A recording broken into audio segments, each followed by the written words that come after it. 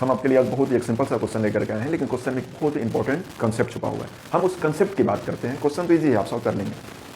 सबसे पहले हम क्वेश्चन देखते हैं। क्वेश्चन क्या कर रहे हैं? एक charge small q placed at the center on the line joining two charges capital Q will be in equilibrium if Q will be equal to। Question ये कह रहा है कि दो चार्जेस हैं, दोनों चार्जेस को हमने कैपिटल Q से रिप्रेजेंट किया। क्वेश्चन में भी वही कह रहा है। इसके सेंटर पे, यानी जो दोनों चार्जेस को मिलाने वाला जो लाइन है, उसके सेंटर पे एक स्मॉल चार्ज Q रखा हुआ है। ये इसका सेंटर मान लिया यहाँ पे। तो इस चार्ज का मैग्नीट्यूड, स्मॉल चार्ज का मैग्नीट्यूड कैपिटल चार्ज के मैग्नीट्यूड के टर्म में कितना होगा कि ये जो चार्ज है हमारा, ये इक्विलिब्रियम में होगा। तो ऑब्वियस सी बात है कि इस चार्ज का मैग्नीट्यूड, दोनों चार्ज, जो दोनों कैपिटल चार्ज Q है, उसका मैग्नीट्यूड सेम है। तो यहाँ पे हम कोई भी चार्ज रखें, किसी मैग्नीट्यूड का रखें, तो वह क्या होगा? इक्विलिब्रियम में होगा। लेकिन नहीं, ये तब पॉसिबल है कि जब ये दोनों चार्जेस क्या हो? फिक्स्ड हो। लेकिन यहाँ पे ये दोनों चार्जेस फिक्स्ड नहीं है, यानी इस पे दोनों चार्जेस पे किसी तरह का कोई एक्सटर्नल फोर्स नहीं लग रहा है। उस केस में क्या होगा कि ये स्मॉल चार्ज जो Q है, वह तब इक्विलिब्रियम में होगा जब ये पूरा का पूरा सिस्टम, यानी ये तीनों चार्ज मिल करके जो एक सिस्टम बनाते हैं, वह इक्विलिब्रियम में हो। यानी कोई भी सिस्टम इक्विलिब्रियम में तभी होता है कि जब उस पर net force, internal force, external force, net force क्या हो? वह जीरो के बराबर। नेट फोर्स क्या होता है? External force plus internal force, यानी जितने भी उसमें फोर्सेज लग रहे हैं, सभी का सम जो है वह जीरो हो, तो वह सिस्टम इक्विलिब्रियम में हो। तो अब यहाँ पे ये सिस्टम इक्विलिब्रियम में तब होगा कि जब इस चार्ज द्वारा इस पे लगाया गया फोर्स, या इन दोनों, यानी दोनों जो कैपिटल चार्ज Q हैं, उनके बीच लगा हुआ फोर्स, और इस कैपिटल Q और स्मॉल q के बीच लगा हुआ फोर्स का जो सम है वह जीरो के बराबर हो। यानी इस सिस्टम पे नेट फोर्स जीरो के बराबर हो। तो ये पूरा का पूरा क्या? सिस्टम इक्विलिब्रियम में होगा। और जब पूरा का पूरा सिस्टम इक्विलिब्रियम में होगा, तो जो सारे जो चार्जेज हैं वो अपनी अपनी जगह पे प्रेजेंट रहेंगे, और अपनी अपनी जगह पे वह इक्विलिब्रियम पोजीशन में रहेंगे। तो बस अब ऑब्वियस सी बात है कि हमने मान लिया कि इन दोनों चार्जेज जो हमारे पास कैपिटल Q चार्जेज हैं, उनके बीच का डिस्टेंस कितना है? R है।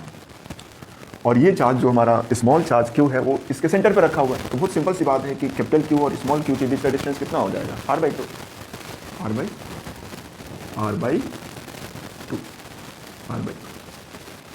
अब कूलम्ब्स लॉ से हमें पता है कि इन दोनों के बीच लगा हुआ फोर्स क्या होगा? वो होगा, हमने रिप्रेजेंट किया है, जो दोनों कैपिटल Q हैं उनके बीच लगा हुआ फोर्स FQQ बराबर K। ऑब्वियस सी बात है, अगर हम ये दोनों चार्जेस वैक्यूम में रखे हुए हैं, तो ऑब्वियस सी बात है कि जब ये नहीं कहा गया है ये कहाँ रखे हुए हैं, किस मीडियम में रखे हुए हैं, तो हम मान लेंगे कि ये तीनों चार्जेस वैक्यूम में रखे हुए हैं। और वैक्यूम के लिए K का वैल्यू होता है आपका 1/4 पाई एप्सिलॉन नॉट, जहाँ एप्सिलॉन नॉट एयर की परमिटिविटी है।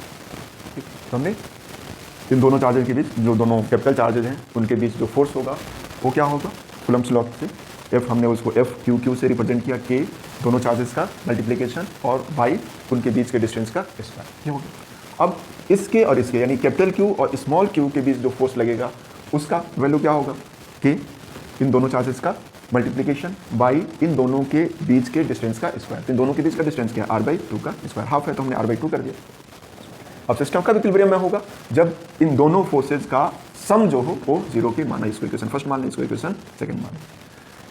ये दोनों फोर्सेज का सम जो है जीरो के बराबर है। तो हमने लिख दिया यहाँ पे this force plus this force equal to zero. अब सिंपली इस फोर्स का वैल्यू यहाँ पे हमने पुट किया, Q by R square, K capital Q small q by R/2 का whole square equal to zero.